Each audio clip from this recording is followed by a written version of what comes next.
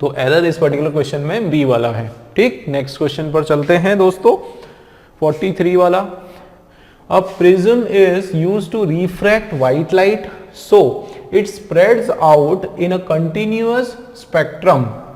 किसके बारे में बोला जा रहा है? प्रिज्म के बारे में। आप लोगों ने प्रिज्म देखा होगा, ठीक है, फिजिक्स में या स्कूल में जब आपने पढ़ा तो प्रिज्म जो होता है उसका काम क्या होता है, क्यों यूज होता है? टू रिफ्रैक्ट करना, मतलब जब एक मीडियम से दूसरे मीडियम में लाइट पास होती है, मान लो हवा से जो है, मान लो पानी के अंदर लाइट्स पास होती है तो वो रिफ्रैक्ट हो जाती है, वो स्प्रेड, धुंधली हो जाती है, स्प्रेड हो जाती है, सरल भाषा में ये समझो। तो ये प्रिज्म जो है उसी काम के लिए इस्तेमाल होता है कि व्हाइट लाइट को ये क्या कर देता है? फैला देता है, 7 कलर में या अलग अलग कलर्स में इसको स्प्रेड कर देता है। अब ध्यान देना, तो एक प्रिज्म जो है वो किसके लिए इस्तेमाल किया गया, यूज किया गया? रिफ्रैक्ट करने के लिए व्हाइट लाइट को। और इसलिए ध्यान देना, का मतलब क्या है? और इसलिए, है ना, कारण बता रहा है, देखो कारण बताया जा रहा है, कॉज, रीजन बताया जा रहा है, ध्यान देना दोस्तों। और इसलिए इट स्प्रेड्स आउट, इसलिए ये क्या करता है? फैलता है इन अ कंटिन्यूस स्पेक्ट्रम, एक कंटिन्यूस स्पेक्ट्रम में। तो क्या यहां पर कोई कंक्लूजन की बात हो रही है, कोई मीनिंग की बात हो रही है? नहीं ना, एक कंटिन्यूटी है। देखो, a prism is used to reflect white light, इसको हटाकर पढ़ो, a prism is used to reflect white light, it spreads out in a continuous spectrum. तो ये पूरा का पूरा जो है ना आपका एक सेंटेंस है दोस्तों, एक आपका स्टेटमेंट है, सेंटेंस नहीं, क्या है पूरा? ये एक सिंगल स्टेटमेंट है। यहां पर वाली तो कोई बात है ही नहीं, ठीक है। यहां पर आपका जो क्या है दोस्तों? कंजंक्शन है, ये यहां पर सुपरफ्लुअस है। क्या है? सुपरफ्लुअस है, मतलब अननेसेसरी है, इसकी यहां पर जरूरत नहीं है, ठीक है ना। तो क्या होगा बिना इसके? ये हमारा सही आंसर हो जाएगा, बी वाला। पढ़ के देखो आप, prism is used to refract white light, prism use किया जाता है व्हाइट लाइट को रिफ्रैक्ट करने के लिए। इट, जो कि, ध्यान देना, जो कि इट स्प्रेड आउट, वो व्हाइट लाइट जो कि वो स्प्रेड आउट करता है कंटिन्यूस स्पेक्ट्रम में, इस तरीके का इसका सेंस है, ठीक है ना। तो एरर हमारा बी वाले में। आगे बढ़ते हैं, 44 वाला क्वेश्चन आपके सामने। देखो दोस्तों, आप लोग भी इसको पढ़ें और देखें क्या है error. Because of the movement of a glacier the form of the great lakes was very slow. ठीक है, क्या इसका हिंदी की कारण बताया जा रहा है, ठीक है। किसके कारण? बिकॉज ऑफ का मतलब होता है के कारण, बिकॉज ऑफ का मतलब क्या है? के कारण या की वजह से, ठीक है ना। अब बताओ क्या होगा, किसकी वजह से? मूवमेंट ऑफ ग्लेशियर, जो ग्लेशियर है उसके मूवमेंट की वजह से। फॉर्म का मतलब होता है उसका जो शेप, उसका जो आकार, उसका जो आकार है, किसका आकार है? ग्रेट लेक्स का, जो बड़े, जो ऑफ द ग्रेट लेक्स का जो आकार है वो क्या हुआ? वॉज वेरी स्लो, वो बहुत स्लो होने लगा। तो अब मुझे एक चीज बताओ, देखो ये क्या है? फॉर्म क्या है? नाउन है, ठीक है ना, नाउन है। और कैसा नाउन है? सिंगुलर है। अब दोस्तों सिंगुलर नाउन है तो वर्ब क्या होगा? सिंगुलर वर्ब होगा। प्लूरल नाउन होता तो वर्ब क्या होता? प्लूरल वर्ब होता। तो यहां पे देखो, the form of the great lakes was very slow, तो ये यहां पर बिल्कुल सही है, सिंगुलर वर्ब, ठीक है। तो नाउन और वर्ब का कॉम्बिनेशन यहां पर सिंटेक्स रूल के हिसाब से ये सही है। एक और मैं तरीका बताता हूं, एक और बहुत बढ़िया रूल बताता हूं जो कि बहुत ही कॉमन है, ठीक है दोस्तों। मान लो एक नाउन है, नाउन 1 उसको बोलो, ठीक है, और उसके बाद जो है एक प्रीपोजिशन है। क्या है दोस्तों? एक प्रीपोजिशन है। और 99% वो प्रीपोजिशन कौन सा होता है? ऑफ प्रीपोजिशन, याद रखो। कुछ केसेस में या तो फॉर आ सकता है या फिर बाय आ सकता है, बट 99% वो जो आपका प्रीपोजिशन है वो क्या होगा? ऑफ प्रीपोजिशन होगा। और उसके बाद नाउन 2 है और ये नाउन टू जो दोस्तों 90% मैं आपको बोलता हूं ये नाउन कैसा होता है, प्लूरल। प्लूरल ही दिया जाता है। क्या दिया जाता है, प्लूरल दिया जाता है। 10% चांसेस है कि ये कैसा दिया जाएगा, सिंगुलर दिया जाएगा। बिल्कुल इस तरीके से मैं आपको अपने अनुभव से बता रहा हूं कि बिल्कुल इसी तरीके के क्वेश्चंस आते हैं कि प्रीपोजिशन अगर आता है तो ज्यादातर ऑफ का आता है, और नाउन टू जो है 90% या उससे थोड़ा ज्यादा हमेशा प्लूरल फॉर्म में आता है। और उसके बाद ध्यान देना वर्ब जो आएगा, जो वर्ब आएगा दोस्तों वो कैसा होगा, याद रखना वो होगा अकॉर्डिंग टू नाउन वन। बिल्कुल आप इस चीज को बिल्कुल दिमाग में बिठा के रखो कि नाउन जो वर्ब है वो किसके हिसाब से आने वाला है, नाउन वन के हिसाब से। कुछ क्वेश्चंस में और कॉम्प्लिकेटेड बनाते हुए वो क्या करेंगे, नाउन वन मतलब जैसे ही ऑफ आया, ऑफ के पहले देखो कौन सा नाउन है उसके हिसाब से वर्ब लगेगा, बस बात खत्म। ऑफ के पहले कौन सा नाउन है उसके हिसाब से हमारा वर्ब लगने वाला है, चाहे बाद में सिंगुलर हो प्लूरल हो कुछ भी हो, उससे हमको कोई मतलब नहीं। यहां पर आप देखो द फॉर्म, तो ये नाउन वन, उसके बाद ऑफ प्रीपोजिशन, उसके बाद देखो the great lake noun two, और जो कि क्या है, प्लूरल है, और उसके बाद ये देखो वर्ब है सिंगुलर। तो ये सही है, ठीक है, क्योंकि ये हमारा सिंगुलर है फॉर्म, तो यहाँ पे वर्ब भी हमारा क्या हो जाएगा, सिंगुलर वर्ब हो जाएगा, इसमें कोई एरर नहीं। लेकिन अगर यहाँ पर क्या होता, वर होता तो रॉन्ग हो जाता। पढ़ने में सही लगता, देखो because of the movement of the glacier the form of the great lakes were very slow, कोई उसको पकड़ नहीं पाता अगर जिसको रूल नहीं पता है तो, है ना, क्योंकि लेक्स यहाँ पर प्लूरल लग रहा है तो हमको लगेगा कि नहीं वो भी प्लूरल होना चाहिए, लेकिन याद रखना है, ठीक है ना, जानबूझ के वो लोग आपको इस वर्ब के नजदीक वाला जो नाउन है उसको प्लूरल देते हैं ताकि आप लोग कंफ्यूज हो जाओ और मिस्टेक कर दो। लेकिन याद रखना दोस्तों, वो जो वर्ब होता है वो किस पर डिपेंड करता है, नाउन वन के ऊपर डिपेंड करता है। बहुत सारे क्वेश्चंस में ये भी होता है कि noun one, noun two, noun three, ऐसे बहुत सारे नाउन्स दिए जाते हैं, लेकिन वर्ब आपको चेक करना है कि फर्स्ट वाला जो नाउन है वो क्या है, उसके हिसाब से चेक करना है, ठीक है, उसके हिसाब से वर्ब लगाना है। क्लियर हुआ दोस्तों? तो इस पर्टिकुलर क्वेश्चन में देखो बढ़िया एग्जाम्पल के हिसाब से मैंने आपको बता दिया कि ये नाउन वन जो कि सिंगुलर, तो ये वर्ब आपका जो कि सिंगुलर, इसका मतलब इसमें कोई भी एरर नहीं है, नो एरर का क्वेश्चन है। बट ये क्वेश्चन के माध्यम से मैं आप लोगों को दूसरी डिटेल भी समझा रहा हूं, ठीक है, कंसेप्ट आप लोगों का क्लियर कर रहा हूं। आगे बढ़ते हैं, चलिए नेक्स्ट क्वेश्चन आपके सामने दोस्तों, the new model cost twice more than last years model. ध्यान देना दोस्तों, न्यू मॉडल जो नया मॉडल है वो कॉस्ट करता है, मतलब वो महंगा पड़ता है, कितना, ट्वाइस, दो गुना, more than last years model. अब कहीं ना कहीं यहां पर क्या हो रहा है दोस्तों, कंपैरिजन हो रहा है, मतलब डिग्रीज की बात हो रही है। थोड़ा सा हम लोग डिग्री के बारे में पढ़ लेते हैं दोस्तों। 3 डिग्रियां होती है, ठीक है, एक होता है पॉजिटिव डिग्री, ठीक है ना, क्या होता है, पॉजिटिव डिग्री, दूसरा होता है कंपैरेटिव डिग्री, और थर्ड वाला होता है सुपरलेटिव डिग्री। अब एक चीज आप देखो कि पॉजिटिव डिग्री में कोई कंपैरिजन नहीं होता है, तो पॉजिटिव डिग्री में लिखने का तरीका क्या है, एस डैश, उसके बाद आपका क्या आ जाएगा, एडजेक्टिव, और उसके बाद एज आ जाएगा। ये बिल्कुल तरीका है क्या करने का, पॉजिटिव डिग्री लिखने का, ठीक है।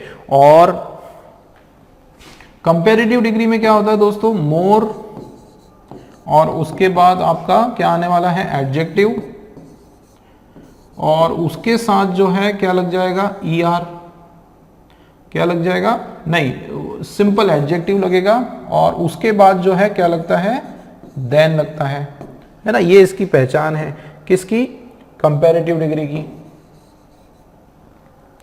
कि मोर आया, एडजेक्टिव आया, उसके बाद देन आया, ठीक है। और इसमें क्या होता है, या तो द मोस्ट लगेगा,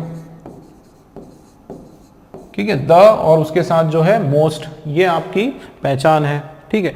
अब इसमें अगर हम बात करें तो इसमें नो कंपैरिजन, कोई भी कंपैरिजन नहीं होता है इसमें,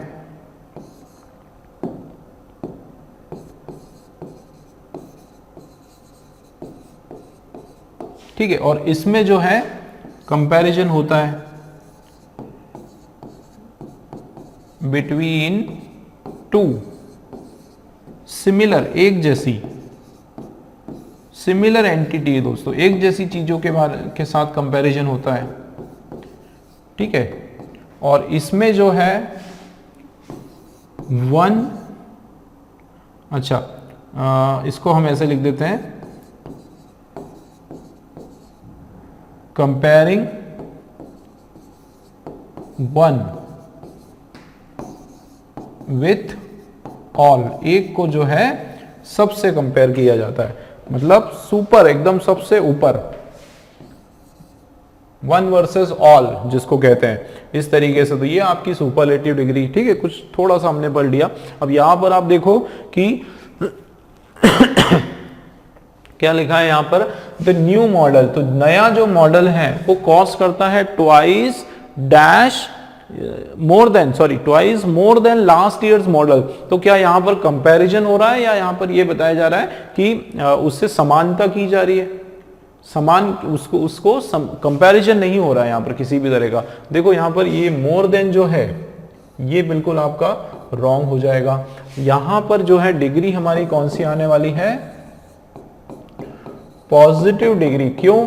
क्योंकि उसमें सिमिलैरिटी बता रहे हैं, क्या बता रहे हैं, सिमिलैरिटी बताई जा रही है।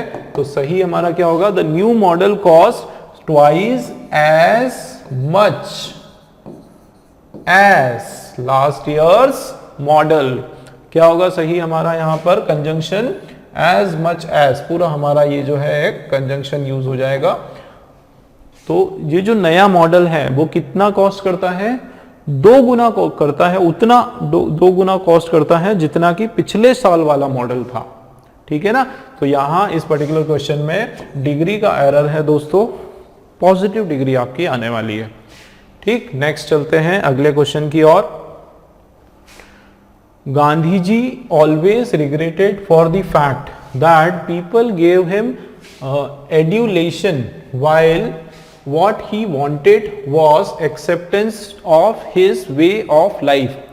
ठीक है, फिर से देखते हैं, गांधी जी ऑलवेज रिग्रेटेड, ठीक है, गांधी जी जो है हमेशा उन्होंने क्या किया, रिग्रेट किया, for the fact, Gandhi ji always regretted for the fact, किसके लिए रिग्रेटेड कर रहे हैं दोस्तों, फॉर द फैक्ट, उस सच्चाई के लिए कि लोग जो है उन्होंने उसको क्या दिया, एडुलेशन दिया। एडुलेशन का मतलब होता है रिस्पेक्ट, क्या दी उन्होंने, रिस्पेक्ट दिया, मान सम्मान दिया। while what he wanted was the acceptance of his way of life।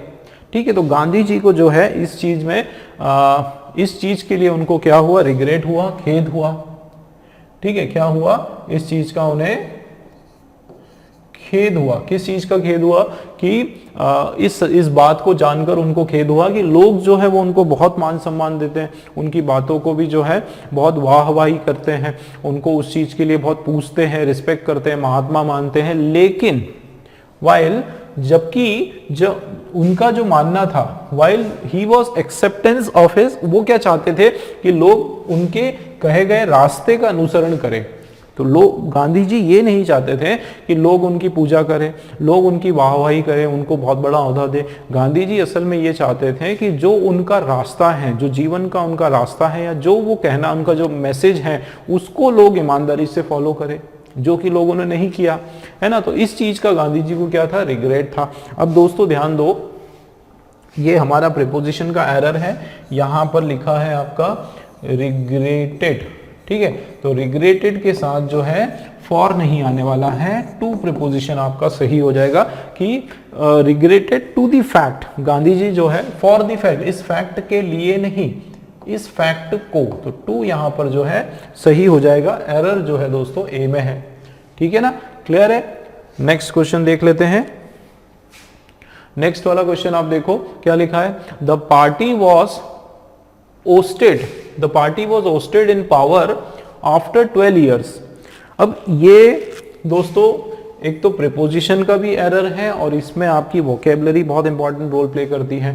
आपको ओस्टेड का रोल मीनिंग आपको पता होना चाहिए, वरना आप ये मिस्टेक पता नहीं कर पाओगे। देखो ऑस्टेड का मतलब होता है थ्रोन आउट, ठीक है, क्या मतलब होता है, थ्रोन आउट, ठीक है, एक तरह से भगा देना, एकदम लात मार के भगा देना या फिर धक्का मार के हटा देना, उनको बिल्कुल हटा देना, थ्रो आउट, उनको हटा देना, ठीक है। तो क्या हो रहा है कि party was thrown out, party को जो है क्या कर दिया, रिजेक्ट कर दिया, थ्रोन आउट कर दिया या रिजेक्टेड कर दिया, है ना, इस तरीके से थ्रोन आउट। तो देखो पार्टी जो है वहां उनको निकाल दिया, हटा दिया, कहां से, इन पावर। तो ओस्टेड इन पावर नहीं होने वाला, क्या होगा, कहां से उसको निकाल दिया, पार्टी को कहां से भगा दिया, फ्रॉम पावर, कहां से उखाड़ के फेंक दिया, उठा के हटा दिया। Party was Oersted from power after 12 year, कि 12 साल के बाद जो है पार्टी को पावर से एकदम हटा दिया, ठीक, समझ में आ रहा है। तो यहां पर ऑस्टेड का मतलब होता है थ्रोन आउट, और इसके साथ जो है प्रीपोजिशन इन नहीं आने वाला है, फ्रॉम प्रीपोजिशन जो है हमारा बिल्कुल राइट हो जाएगा, ठीक। नेक्स्ट देखते हैं,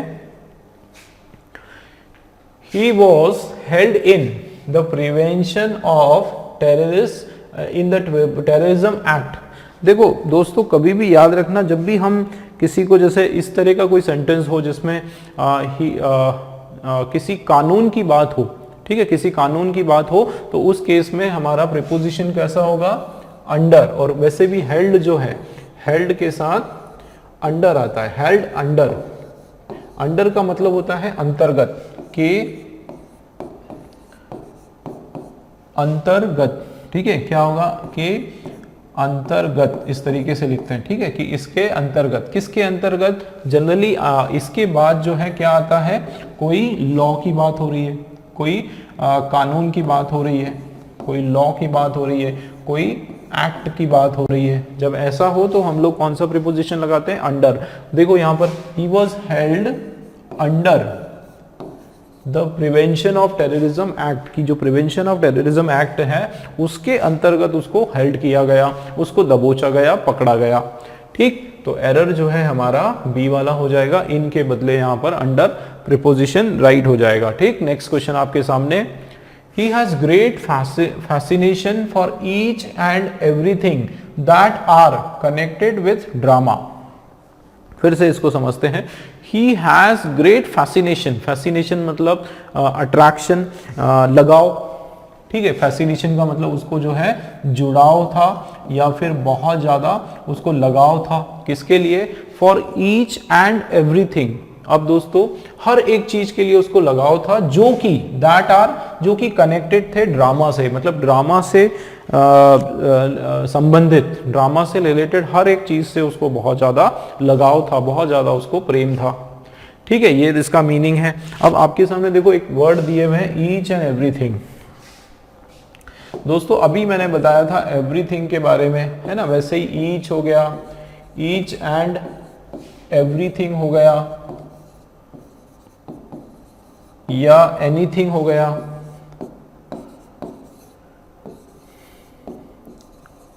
या समथिंग हो गया, ठीक है, या फिर एवरी हो गया। तो ये जितने भी आपके वर्ड्स हैं दोस्तों, ये हमेशा सिंगुलर होते हैं, याद रखना। ये क्या होते हैं, ये सारे के सारे आपके सिंगुलर नाउन है, ठीक है ना, क्या है, सिंगुलर नाउन है। अब सिंगुलर नाउन है तो उसके साथ वर्ब भी कैसा होगा, सिंगुलर वर्ब होगा। बिल्कुल याद रखो इस तरीके से, चाहे वो एंड लगा है उससे कोई फर्क नहीं पड़ता, ईच एंड एवरीथिंग, इन दोनों की भी कॉम्बिनेशन हमेशा वो भी सिंगुलर होने वाली है ना। इन दोनों का भी जो साथ है वो भी क्या हो जाएगा, सिंगुलर नाउन है दोस्तों, ये हमेशा हम लोग सिंगुलर लेने वाले हैं। तो जाहिर सी बात है उसके बाद दैट आर, जो कि, तो ये हमारा प्लूरल हो गया, जो कि रॉन्ग है, इज सही होगा।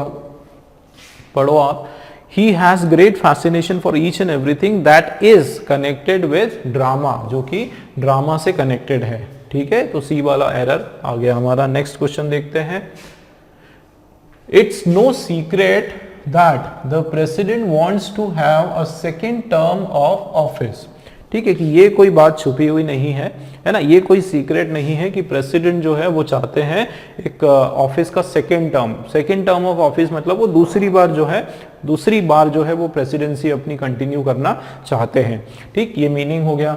अब देखो शुरुआत हो रही इट्स, तो इट इज नो सीक्रेट, ये कोई सीक्रेट नहीं है, बिल्कुल सही है ना, ए में कोई एरर नहीं। दैट, क्या सीक्रेट नहीं है कि प्रेसिडेंट वांट्स, देखो प्रेसिडेंट क्या है, सिंगुलर नाउन है और उसके बाद वर्ब क्या है, एस लगा है, तो ये हो गया सिंगुलर वर्ब। ये मैं थोड़ा सा आपको एक्सप्लेन करता हूं दोस्तों। देखो वर्ब जो है एक होता है V1, एक होता है V5। ठीक, V1 होता है, एक मिनट, V1 जो है वो होता है प्लूरल वर्ब। ठीक है ना, क्या होता है दोस्तों, प्लूरल वर्ब, ध्यान रखना। और V5 कभी भी हम लिखते हैं तो इसका मतलब होता है सिंगुलर वर्ब। अब एक चीज ध्यान रखो कि प्लूरल वर्ब जो है वो कब लगाया जाता है, जब हमारा सब्जेक्ट कैसा हो, प्लूरल सब्जेक्ट हो। ठीक है, प्लूरल सब्जेक्ट होने पर वर्ब कैसा आता है, प्लूरल वर्ब आता है। और सिंगुलर सब्जेक्ट होने पर वर्ब कैसा आता है, सिंगुलर वर्ब आता है। जैसे अब इधर हम ये ऐसे ले लेते हैं, तो देखो singular subject singular verb, sorry यहां एक मिनट,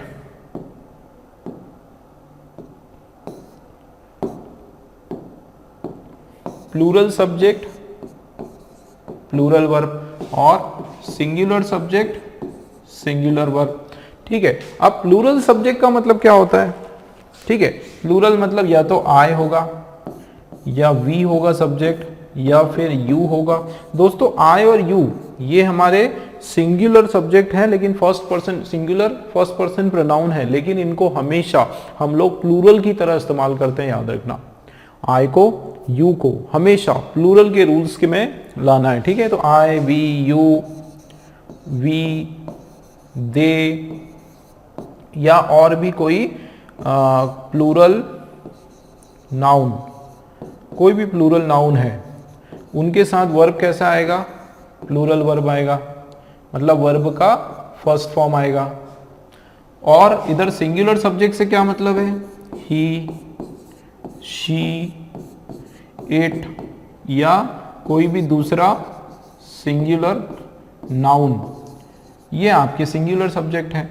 और इनके साथ क्या आएगा, सिंगुलर वर्ब आएगा, मतलब वर्ब का फिफ्थ फॉर्म आएगा। अब एक एग्जाम्पल से समझते हैं, है ना, जैसे इजी एग्जाम्पल लेते हैं, आई लाइक यू। ठीक है, और ये हमारा देखो ये क्या है, इसको प्लूरल नाउन मानो या प्लूरल प्रोनाउन मानो। ठीक है, और ये हो जाएगा प्लूरल वर्ब। अब क्या होगा, ही लाइक्स मी, ये देखो आपका ये सिंगुलर सब्जेक्ट है या सिंगुलर प्रोनाउन है, तो ये क्या हो जाएगा, सिंगुलर वर्ब। तो दोस्तों V5 का मतलब क्या है, V5 मतलब सिंपली आपको वर्ब के साथ s या फिर es में से कुछ लगाना है, तो ये हमारा वर्ब V5 हो जाएगा। कोई भी वर्ब जब एज इट इज लिखा होता है उसके एक्चुअल फॉर्म में, मतलब वो प्लूरल है, वो क्या है, प्लूरल है। जैसे यहाँ पर क्या लिखा है, लाइक लिखा है, तो ये क्या है, प्लूरल है। वांट लिखा होता तो प्लूरल होता, एज इट इज उसमें कोई भी नया कोई शब्द नहीं जुड़ा है, मतलब वो प्लूरल है। यहाँ पर देखो जुड़ा हुआ है, मतलब ये एस लगा है, मतलब ये सिंगुलर वर्ब है। ठीक है, क्लियर है। काफी सारे बच्चों को ये फाउंडेशन क्लियर होगी, लेकिन मैंने फिर भी जिनको नहीं पता है उन लोगों के लिए बता दिया। ठीक है, कि सिंगुलर नाउन सिंगुलर वर्ब और उसके साथ एस और ईएस, जिसको हम क्या बोलते हैं, वर्ब का फिफ्थ फॉर्म भी बोलते हैं। तो ये that the president wants to have a second, क्या प्रेसिडेंट चाहते हैं कि एक सेकेंड टर्म ऑफ ऑफिस उनको मिले। मतलब यहाँ इस पर्टिकुलर क्वेश्चन में कोई भी एरर आपका नहीं है, नो एरर का ये क्वेश्चन है। ठीक है, नो एरर का क्वेश्चन है दोस्तों। चलिए नेक्स्ट क्वेश्चन की ओर बढ़ते हैं, और नेक्स्ट वाला क्वेश्चन दोस्तों हमारा पैसेज का क्वेश्चन है। आपके सामने एक पैसेज दिया हुआ है। चलिए मैं जब तक पानी ले लेता हूं, थोड़ा सा पानी पी लेता हूं, आप लोग इसको रीड करना शुरू करें। ठीक है, आप पढ़ें इसको।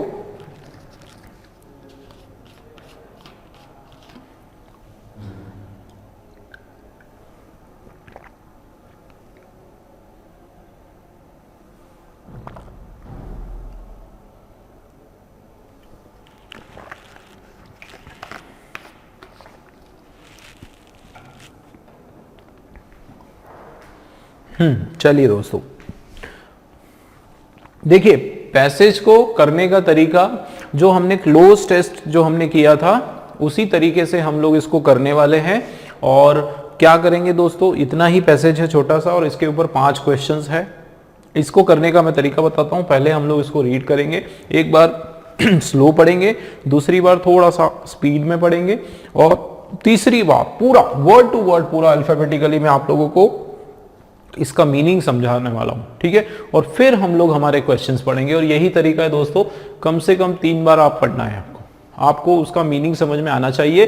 कुछ क्वेश्चंस ऐसे होते हैं जिसका आंसर थोड़ा ट्विस्ट तरीके से होता है, बिल्कुल आपकी अंडरस्टैंडिंग के ऊपर डिपेंड करता है। तो इसको इसी तरीके से करना है और प्रैक्टिस करना है। जितना ज़्यादा प्रैक्टिस, जितना ज़्यादा आप रीडिंग करोगे आपकी स्पीड अपने आप बढ़ेगी और एग्जाम टाइम तक बहुत कम टाइम में आप इसको सॉल्व कर पाओगे, ठीक है। चलिए शुरू करते हैं, एक बार स्लो पढ़ेंगे, आप लोग भी पढ़ें मेरे साथ। Overpopulation is the most pressing of India's numerous and multifaceted problems. In fact, it has caused equally complex problems such as poverty, undernourishment, unemployment, and excessive fragmentation of land.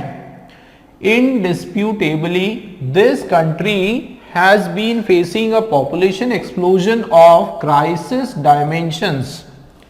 It has largely diluted the fruits of the remarkable economic progress that the nation has made during the last 4 decades or so. The entire battle against poverty is thwarted by the rapid increase in the population. The tragedy is that while overpopulation accentuates poverty, the country's stark poverty itself is in many areas a major cause of overpopulation. ठीक है, एक बार पढ़ा, अब हम थोड़ा सा fast पढ़ने वाले हैं। Overpopulation is the most pressing of India's numerous and multifaceted problems. In fact, it has caused equally complex problems such as poverty, undernourishment, unemployment, and excessive fragmentation of land. Indisputably, this country has been facing a population explosion of crisis dimensions. It has largely diluted the fruits of the remarkable economic progress that the nation has made during the last 4 decades or so. The entire battle against poverty is thwarted by the rapid increase in the population. The tragedy is that while overpopulation accentuates poverty, the country's stark poverty itself is in many areas the major cause of overpopulation. ठीक है, 2 बार हमने read किया, हो सकता है काफी सारे बच्चों को जो है इसमें समझ में नहीं आया, बट फिर भी दोस्तों जब 2 बार हमने पढ़ा हमको एक रफ आइडिया हमको पता चल गया, एक आइडिया लग गया कि ये जो पैसेज हमारा है ये एक्चुअल में किसके बारे में है। ठीक है, ये हमको पता चल गया। 10 से 15% दोस्तों अगर हम इसको समझ पाए 2 बार रीडिंग में काफी है, मैं बता रहा हूँ काफी, उससे ज्यादा समझने की जरूरत नहीं है। 15% समझ लिया बहुत है। देखो एक चीज समझ में आ रही है कि ये कहीं ना कहीं शुरुआत ही हो रही है ओवर पॉपुलेशन। ठीक है, बहुत ज्यादा जो पॉपुलेशन जनसंख्या वृद्धि उसके ऊपर ये पूरा का पूरा पैसेज है ना। और ये हमारे भारत का एक बहुत बड़ा प्रॉब्लम है, दिक्कत है, और है ही हमारे जो है पूरे विश्व में 2nd नंबर की हमारे पास पॉपुलेशन है, सबसे ज़्यादा चाइना के बाद। और हम चाइना से पॉपुलेशन के बारे में कंपेयर करने भी हमारे लिए उचित नहीं है। क्यों? क्योंकि अगर हम लैंड की बात करें तो हमारा लैंड जो है वो चाइना का 1/6 के लगभग है। ठीक है, उसके पास बहुत एरिया है। अगर आप उसको डिस्ट्रीब्यूट करोगे पॉपुलेशन को तो हमारी पॉपुलेशन ज़्यादा कंजेस्टेड होगी, है ना। तो जाहिर सी बात है हमारा ज्यादा पॉपुलेशन का प्रॉब्लम है। तो ये जो प्रॉब्लम पॉपुलेशन के ऊपर है ना, एक चीज तो ये डन हो गई। दूसरा और किसके बारे में बात हो रही है दोस्तों? कुछ प्रॉब्लम्स के बारे में बात हो रही है। भारत में कौन कौन सी दिक्कतें हैं, प्रॉब्लम है, उनके बारे में बात हो रही है। देखो पॉवर्टी है, अंडर नरिशमेंट है, अनएम्प्लॉयमेंट है, और जो धरती जो है वो बहुत छोटे छोटे टुकड़े होते जा रहे हैं जमीन के, तो जमीन की कमी, ये हमारे यहाँ कुछ प्रॉब्लम्स की बात हो रही है। और क्या बताया जा रहा है? और उसके अलावा जो है इससे होने वाले और नुकसान जो हैं उसके बारे में कुछ ना कुछ बताया जा रहा है कि इस पॉपुलेशन की वजह से किस तरह से हमारी जो अर्थव्यवस्था है वो पटरी पर नहीं आ पा रही है, और भी दूसरी परेशानियां हैं। तो एक आइडिया लग गया हमारे पास, ठीक है, रीड करने से। अब दोस्तों अब पूरा हम लोग क्लियर मैं आपको वर्ड टू वर्ड समझाने वाला हूं, ठीक है। चलिए शुरू करते हैं। देखो, over population is the most pressing of India's numerous and multifaceted problem, कि ये जो ओवर पॉपुलेशन है मतलब ये सबसे ज्यादा प्रेसिंग है। प्रेसिंग ऑफ, प्रेसिंग दोस्तों यहां पर नाउन है, क्या है, प्रेसिंग यहां पर नाउन है। और प्रेसिंग का यहां अगर मीनिंग में देखूं तो is the most pressing of India's मतलब रीजन, सबसे मुख्य जो है क्या है यहां पर, कारण है, ठीक है, रीजन है किसका, इंडिया का न्यूमरस एंड मल्टीफेसेटेड प्रॉब्लम, मतलब ये जो भारत की जितनी भी दिक्कतें हैं, जितनी भी अलग अलग तरीके की जो परेशानियां हैं भारत की, उसका जो सबसे प्रमुख कारण है, उसका जो प्रमुख प्रेसिंग है, प्रमुख उसका जो रीजन है वो है ओवर पॉपुलेशन, जनसंख्या वृद्धि। हमारे पास जनसंख्या इतनी है कि उसके कारण दूसरी सारी परेशानियां हमारे यहाँ आ रही, पनप रही है, ठीक है। अगर जनसंख्या हमारे यहाँ कंट्रोल में हो जाए तो मान के चलो कि बहुत सारे प्रॉब्लम सॉल्व हो सकते हैं, ठीक है। तो ये हमारे यहाँ मुख्य कारण है। आगे बढ़ते हैं। इन फैक्ट मतलब अगर सच कहें तो it has caused equally complex problems, मतलब देखो इसने, किसने दोस्तों, इट क्या है, ये इट किसकी बात हो रही है, ओवर पॉपुलेशन की बात हो रही है कि ये जो ओवर पॉपुलेशन है, जनसंख्या वृद्धि है, इसने क्या किया, इसने कॉज किया इक्वली कॉम्प्लेक्स, इसने और भी दूसरे प्रॉब्लम्स की जननी ये बनकर आई। कौन कौन सी परेशानियां आई ओवर पॉपुलेशन के कारण, एक तो गरीबी, अंडर नरिशमेंट, बहुत सारे बच्चों को जो है जितना खाना चाहिए उतना सफिशिएंट अमाउंट में उसको फूड नहीं मिल पाता है, तो एक तो भूखमरी ये कारण है। दूसरा अनएम्प्लॉयमेंट, बेरोजगारी, और क्या, एक्सेसिव, बहुत ज्यादा टुकड़े होना, किसके, धरती के। भाई जमीन आप देख रहे हो कि पहले लोगों के पास 100 एकड़ जमीनें हुआ करती थी, अब जमीन के टुकड़े होते गए जैसे जैसे टाइम गया। एक ही जमीन पर बहुत सारे लोग क्लेम करते हैं, है ना, तो जमीन कम, भाई सबको शहर में रहना है तो शहर में कंजेशन ज्यादा, है ना, तो ये एक फ्रेगमेंटेशन होता जा रहा है। तो ये सब जो कारण, ये जो सब है, गरीबी है, अंडर न्यूट्रिशन है, अनएम्प्लॉयमेंट है और एक्सेसिव जो टुकड़े होते हैं धरती के, इसके जो मुख्य कारण है वो क्या है, ओवर पॉपुलेशन, ठीक है ना, इतना क्लियर है। आगे बढ़ते हैं। अनडिस्प्यूटेबली, ये आपका एडवर्ब है और ये क्या करेगा, पूरे के पूरे सेंटेंस को डिफाइन कर देगा कि बिना किसी डिस्प्यूट के, बिना किसी डाउट के, this country has been facing a population explosion of crisis dimensions, कि बिना किसी संकोच के, हम बिना किसी बहस के, वाद विवाद के हम ये बोल सकते हैं 100% कि ये जो देश है हमारा, ये हमारा जो देश है, ये पॉपुलेशन एक्सप्लोजन, एकदम जनसंख्या का ब्लास्ट हो रहा है, बहुत ज्यादा जनसंख्या बढ़ गई, उसकी परेशानी झेल रहा है, ऑफ क्या, क्राइसिस डायमेंशन, मतलब अब क्राइसिस डायमेंशंस का मतलब होता है कि अब उस लेवल पर जनसंख्या आ गई है कि अगर हम इसमें नियंत्रण नहीं करेंगे तो देश जो है वो बिल्कुल टूट सकता है, बर्बाद हो सकता है ना। इतना बड़ा, इतनी बड़ी महामारी एक तरह से बोल सकते हैं, उतनी बड़ी लेवल पे जो है, उतना गंभीर अवस्था में ये प्रॉब्लम आ गई है, ठीक है। आगे देखते हैं। It has largely diluted, dilute करना का मतलब क्या होता है दोस्तों, यहां पर वीक करना, कमजोर करना, ठीक है, क्या करना, वीक, वीकंड, उसने क्या कर दिया है, कमजोर कर दिया है, किसको, the fruits of the remarkable economic progress, कि ये जो हमारे जो इकोनॉमिक प्रोग्रेस जो होता है, आर्थिक जो तरक्की है, उसके जो कारण है, जो उसके जो फ्रूट्स है, मतलब उसके जिस कारण से, जिस वजह से जो तरक्की होती है, हमारे जो हमारी जो आर्थिक व्यवस्था सुधरती है, जैसे हमारी खेती या जमीन या रोजगार, जिस कारण से सुधरती है, इस पॉपुलेशन ने, जनसंख्या ने उस कारण को कमजोर कर दिया, उस रीजन को कमजोर कर दिया, उस फ्रूट्स को, है ना, जो जिस कारण से, जैसे इंडस्ट्रीज हैं या और भी दूसरे तरीके हैं, उन सबको क्या कर दिया, पॉपुलेशन ने कमजोर कर दिया, ठीक है ना, उसको डाइल्यूट कर दिया, वीक कर दिया, तो एक तो ये that the nation has made during the last 4, मतलब जो देश ने पिछले 4 डिकेड मतलब पिछले 40 वर्षों से जो जो फ्रूट्स या जो जो काम किए थे, जो जो मशीनरी तैयार की थी, जो जो इकोनॉमिक डेवलपमेंट के जो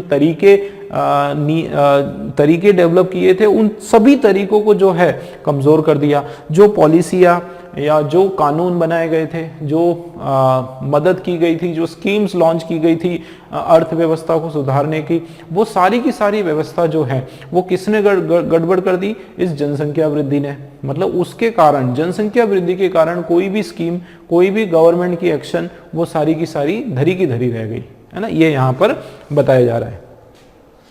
The entire battle against poverty is thwarted by the rapid increase in the population, कि जो भी देश की जो सरकारें हैं, जो भी बैटल वो लड़ रही है, मतलब पावर्टी, गरीबी के खिलाफ जो भी कदम उठाए जा रहे हैं वो सब के सब थ्वार्टेड, मतलब धरे रहना, बिल्कुल धरे के धरे रह जाना। रैपिड इंक्रीज इन पॉपुलेशन, सब फेल हो रहे हैं। सारी स्कीमें, जितने जो कदम उठाए गए पावर्टी को कम करने के, वो सब के सब फेल हो रहे हैं। किसके कारण? जनसंख्या वृद्धि के कारण। आगे, द ट्रेजेडी इज, इसमें और ट्रेजेडी क्या है? ट्रेजेडी एक नेगेटिव वर्ड है कि इसमें जो सबसे दुख की बात है वो क्या है? वाइल ओवर पॉपुलेशन एक्सेंचुएट का मतलब है इंक्रीज या बढ़ावा करना, बढ़ावा देना, कि एक सबसे बुरी बात, सबसे अनफॉर्चुनेट बात यह है कि ये जो जनसंख्या वृद्धि है ये क्या करती है? पावर्टी तो बढ़ाती है, उसके साथ the country's stark poverty itself is in many areas a major cause of over population. तो देखो, एक सबसे बड़ी ट्रेजेडी पता क्या है? सबसे बड़ी दुख की बात क्या है कि एक तो रीजन देखो, एक तो क्या है कि ओवर पॉपुलेशन, ज्यादा जनसंख्या से गरीबी तो बढ़ती है, ध्यान देना, गरीबी तो बढ़ती है, लेकिन ये जो देश की स्टार्क पावर्टी है, मतलब ये देश की जो एकदम स्टार्क का मतलब होता है बहुत ही डीप पावर्टी, बहुत ही डीप या बहुत ही गहरी, जो पावर्टी है, पावर्टी भी क्या करती है आगे चल के? जनसंख्या वृद्धि करती है। मतलब ओवर पॉपुलेशन से पावर्टी होती है, जनसंख्या वृद्धि, अगर बहुत सारे लोग आ गए किसी देश में, बहुत जनसंख्या हो गई तो गरीबी तो होनी है, जाहिर सी बात है, संसाधन कम पड़ने लग जाएंगे और फिर हर एक को सरकार भी जो है चीजों को बराबर मुहैया करवाना सरकार के लिए एक बहुत बड़ी चुनौती होगी। तो उस कंडीशन में गरीबी तो बढ़ना ही बढ़ना है, ठीक है ना।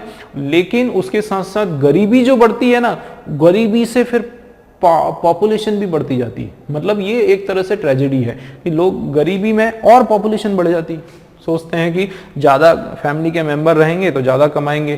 तो एक तरह से जितनी ज्यादा पॉपुलेशन बढ़ेगी उतनी गरीबी, और जितनी गरीबी बढ़ेगी उतनी पॉपुलेशन, मतलब अल्टीमेटली पॉपुलेशन तो और तेज होना है, उसकी गति तो और बढ़ना है। तो ये एक बहुत बड़ी क्या है?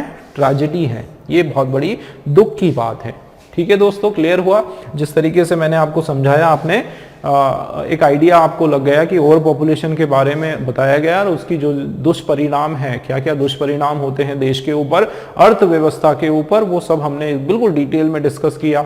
अब देख लेते हैं, सीधे हमारे क्वेश्चंस की ओर बढ़ते हैं। फर्स्ट क्वेश्चन आपके सामने दोस्तों, देखें, व्हाट इज द आयरनी, ठीक है, बिहाइंड, आयरनी का मतलब यही है यहाँ पर दुख की बात, है ना। क्या है आयरनी का मतलब? होता है जैसे क्या इसमें जो सबसे बड़ी आश्चर्य की बात या सबसे बड़ी दुख की बात जो है वो क्या है? What is the irony behind the over population of India, कि भारत में जो ओवर पॉपुलेशन है उसके बारे में जो सबसे दुख की बात क्या है? तो देखते हैं, over population give birth to poverty, सही बात है, विच इटसेल्फ, मतलब poverty itself is cause of over population, बिल्कुल सही है। और अभी मैंने आपको एक्सप्लेन किया कि ओवर पॉपुलेशन जो है यहाँ पे उसको आयरनी कहो या फिर ट्रेजेडी कहो, ठीक है, कि वो क्या है कि ओवर पॉपुलेशन सबसे पहले जन्म देती है गरीबी को, और गरीबी आगे चल के जो है वो जन्म देती है किसको? ओवर पॉपुलेशन को। तो ये एक बहुत बड़ी दुख की बात है ना, और ये हमारा राइट होगा। अंडर नरिशमेंट, अनएम्प्लॉयमेंट, देखो दोस्तों याद रखना, जब आप अनसीन जो ये आप पैसेज करते हो तो पैसेज में जो आइडिया दिया है वही आइडिया के हिसाब से आंसर देना है, अपने मन से नहीं लिखना है, ठीक है। जो पैसेज में जिसको स्पेसिफाई किया है वही बताना है, तो ये क्लियरली बताया गया है यही लास्ट पैराग्राफ में। Under nourishment and unemployment are outcome of laws economic, ये सब नहीं दिया है ना, और ये इसके आंसर भी नहीं है। Fragmentation of leading to over population, ऐसा नहीं, कहीं पर भी नहीं बोला गया है। Fruit of remarkable economic process are trickling down, trickling down to the, trickling का मतलब है धीरे धीरे गिरना पुअर को, ये भी आपका मीनिंगलेस है। तो फर्स्ट वाला आपका एकदम, देखो यहाँ पर पूरा स्पेसिफाई दिया है, ओवर पॉपुलेशन जो है पॉवर्टी को बढ़ाता है, कंट्री की पॉवर्टी भी जो है वो क्या करती है, ओवर पॉपुलेशन को का कारण बनती है। तो बिल्कुल दिया हुआ है और यही आपका आंसर है। आगे बढ़ते हैं, नेक्स्ट क्वेश्चन है हमारे पास 52 वाला। What is the general tone, ये पैसेज की जनरल टोन क्या है, ठीक है। तो क्या है, फनी, क्या इसमें मजाकिया, कोई ह्यूमर, कोई हंसी मजाक की बात की गई है? नहीं, बिल्कुल नहीं की गई। फिर क्या सोम्बरी, अच्छा ये सोम्बरी नहीं है दोस्तों, सोबर है एक्चुअली, ये क्वेश्चन का एरर है, ये आपका सोबर शब्द है, ठीक है। सोबर का मतलब होता है क्या, सोबर का मतलब होता है दोस्तों कि एक बहुत ही सीरियस, ठीक है, सीरियस या फिर थॉटफुल,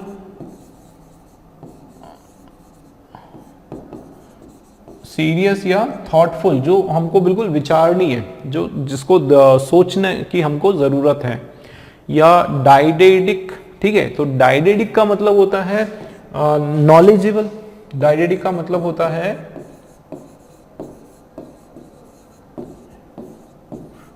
जिसमें बहुत सारा ज्ञान हो, है ना, एक तरह से एजुकेशनल, जिसमें बहुत सारा ज्ञान हो। आप बताओ मुझे, तो क्या इसका टोन है, कोई फनी टोन तो है नहीं। यहाँ पर नॉलेज देने की बात की जा रही है, ट्रैजिक, दुख बताने की, बहुत ज्यादा ट्रेजेडी बता जाने, कोई बड़ा हादसा हो रहा है वो बताने की बात हो रही है, या फिर कोई सोबर सेंस आ रहा है जिसमें थॉट की बात है, सीरियस होने की बात है, गंभीरता की, गंभीर होके जो है सोचने की बात है। तो यहां पर ये आपका सही हो जाएगा, ठीक है, गंभीरता की यहां पर बात की जा रही है, ठीक है। ये क्वेश्चन थोड़ा सा एरर हो गया था, बट आंसर इसका सोबर लिखा होगा ऑप्शन में आपके सामने, और सोबर ही आपका सही होगा, ठीक है, कि आपको इसमें सोचने की बात है इसमें, ठीक है। नेक्स्ट क्वेश्चन की ओर चलते हैं, 53 वाला।